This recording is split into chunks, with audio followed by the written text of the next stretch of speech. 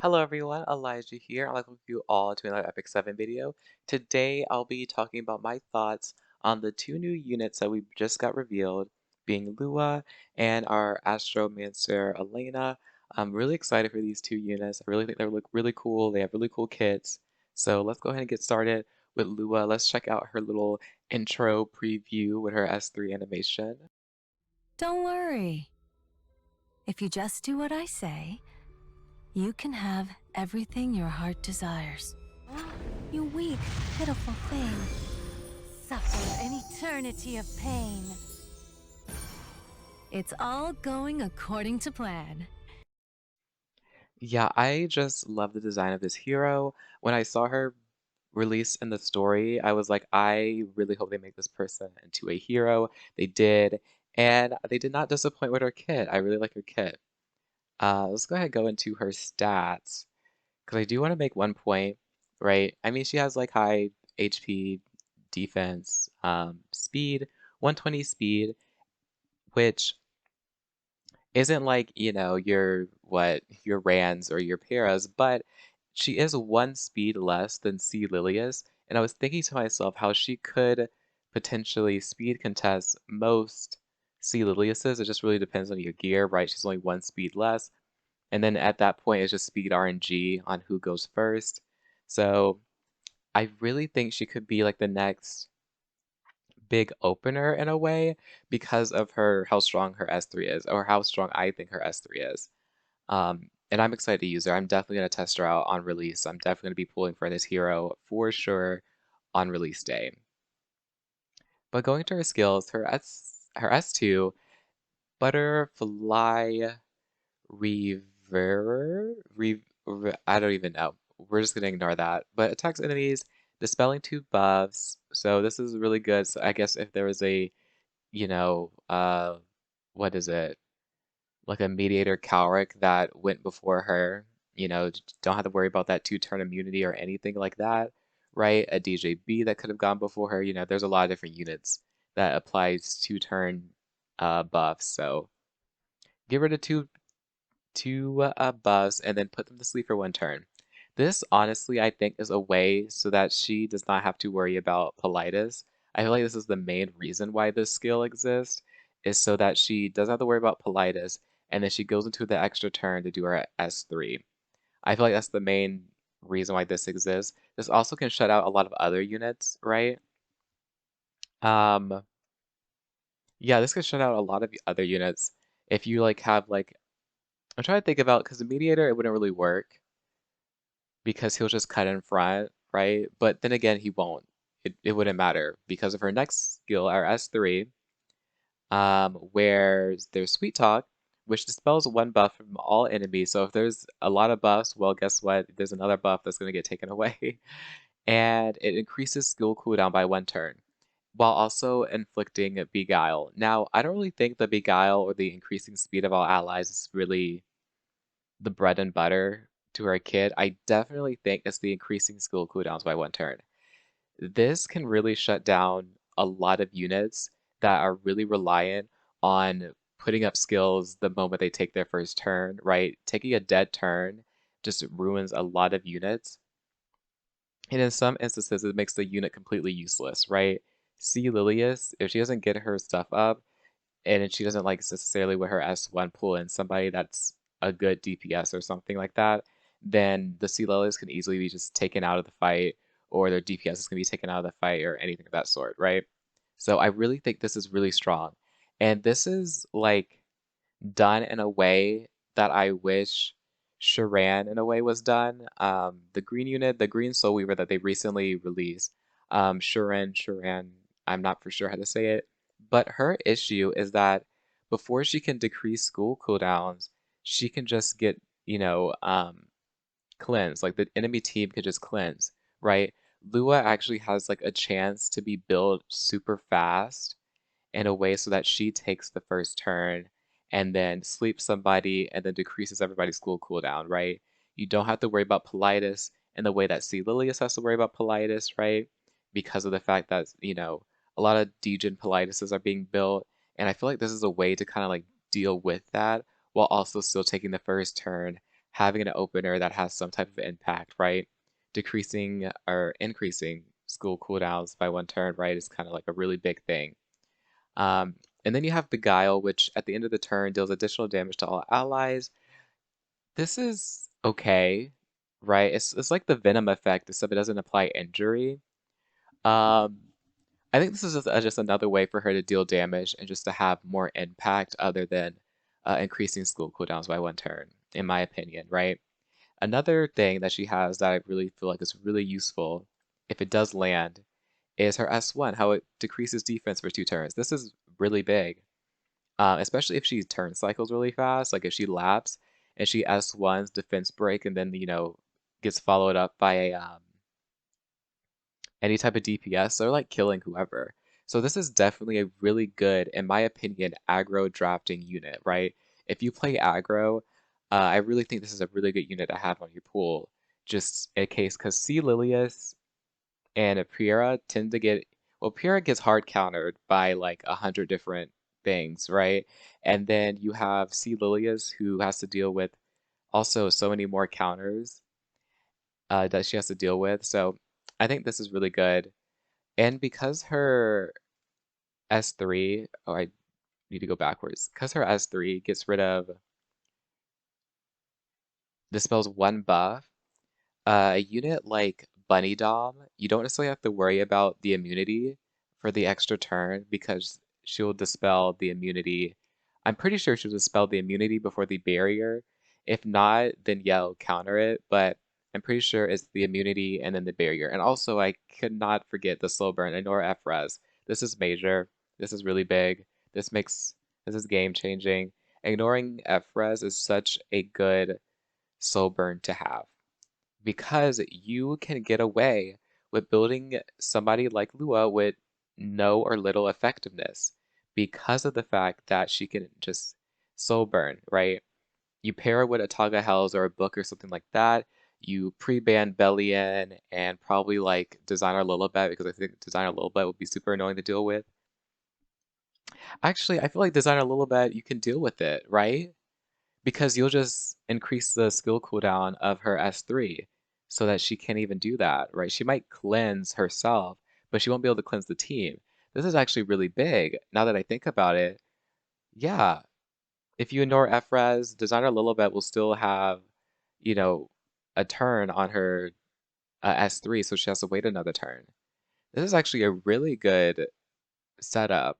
You can still debuff the team. You don't really have to worry too much about cleansers, like Meteor Calric as well. Like, wow, this is really good for aggro drafting. I really think she's going to be a top tier unit. That's my prediction. I could be completely wrong, but that's what I'm thinking in my head. Especially due to the fact that, she's not super fast, but because you can just disregard, effectiveness, you can disregard health and defense, really because you can just take her on guiding light, something that she can protect herself. So you don't have to worry about her being built too tanky, you know? And especially in slower teams, I definitely think she's probably a unit that they'll have to ban because she could just shut down a whole slow team real fast. So yeah, I think this is a really good unit. I'm definitely going to be building her, like I said. And yeah, I'm looking forward to her. I think the only other thing is her artifact. Her artifact, I think, is strong in certain compositions. One composition that I came up with was say you had a super slow strays that can't necessarily protect himself in the way that a BBK can. So instead of worrying about FRES or anything like that, you just put them in stealth, right? She takes the first turn. If they don't have any AoE units, no way to break the strays out of stealth, then you just have the strays that's like stacking Hellcutter or something, sitting in the back line and waiting till he gets his turn, like with no speed and just right. I think it'll be really cool synergy. That's probably what I'm going to try to do. I'm going to try to make that comp. I'm going to try to make it work. I feel like it works. Yeah, you'll just have to see. There'll definitely be a video about it, but I'm definitely going to try something like that. And other than that, I think that's everything. We can see her little idle in-game animation. I definitely don't think this is really too lively. I mean, the butterflies are really cute, But yeah, let's go on to the next hero. Now we have our Astromancer Elena. Let's go ahead and check out that little preview that they do in the beginning. When I speak, you listen. When I move, you follow. Thus, you will prove your faithfulness. Unenlightened fools. Divine judgment. Only through the will of the stars do we find salvation. I was really hoping that she would have a little voice crack. So if you know how Elena's actual S3 voice line, there's a voice crack. I mean, if you play on English, there's a voice crack. I feel like most people don't play with English VAs, but I do. But there is a voice crack, and it's so hilarious to me. I wish it still was in, her ML form. I think that would be pretty funny because it's just something that I just recognize Elena for is that voice crack that's in her voice line.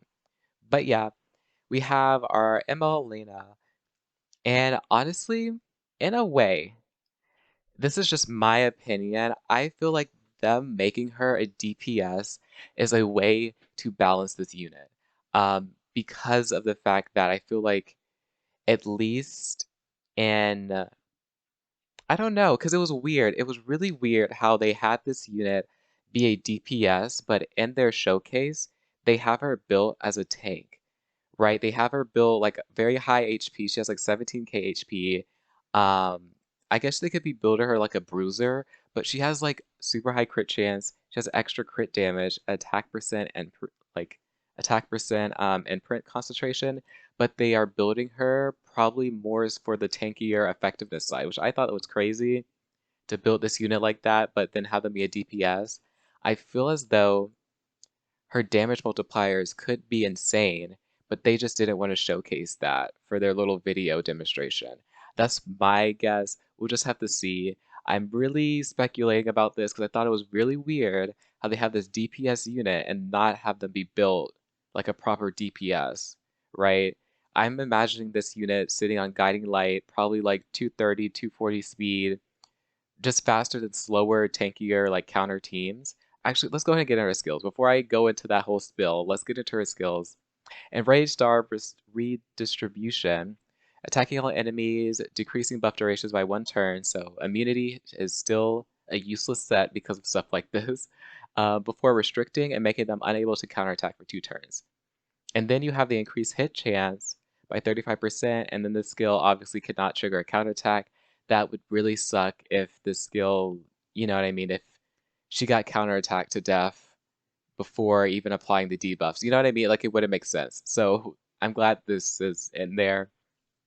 And then of course, the soul burn, ignore effect resistance, which is major because since she is a DPS unit, you're probably not going to be using her for you're probably not going to build her with a high effectiveness, right? You're going to build her like a DPS, which I thought was weird in this showcase that they didn't build her like a DPS. We could go ahead and like, I'm going to mute it just because they're like talking over it. But if you just look at the damage, it's like nothing, right? Like barely broke the barrier, right? That's like 1,000 damage. I legitimately think this is just my prediction that they were just like, ooh, maybe we made her damage multis too high. Let's build her on a tankier build so that people don't think that she's OP just yet until they like release. But especially given the fact that she has a skill, we'll get into that. Actually, we'll get into her S1 later, but her S2 is just pretty standard. I mean, it's kind of like they have to give off the same as they reuse a lot of the animations between the ML form and the non-ML form. So obviously there's probably going to be some type of CR push, some type of buff, some type of anything, right? Acquires 10 souls, which is actually a decent amount of souls to get, right? Kind of like recovers from the like the soul burn that you're probably doing. So that's actually a lot of souls. Um, and then once every 3 turns with, Mola, I guess that's because you're getting 10 souls every time you do this. If this was like every turn, this would be insane. Especially like, yeah, this would be insane if it was every turn. But yeah, just a standard CR push for the team, just adding some more support like all Rangers have. But I want to talk about the S1, which has increases damage if the target is debuff. Now, I just find it very weird that they would have something like that and then build the unit not full DPS. Because there's no way, right? There's no way that a full DPS is doing only barely 3k damage, right? There's 3 debuffs. Like, are you serious? You know what I mean? So my prediction, I think her damage multis are probably super high. They just didn't want to showcase it. That is my opinion. That's what I think. Because in this build that they're showing her with, 17k HP, right? She probably has decent defense. There's no way this is a DPS build. Probably 100% crit rate, but like probably not any attack percent or crit damage. I wonder what her damage scaling off of. Right? It is attack, right? I would imagine. It doesn't really specify, so I'm assuming her damage scales off of attack. So my prediction is that she does insane damage. They just did not want to showcase that to us yet. My alarm just like went off. I hope I didn't. Hopefully that didn't get in the thing. Will I be pulling for this unit? Probably not, because I am more excited for where is he? ML Ray. Like I really have to have this unit.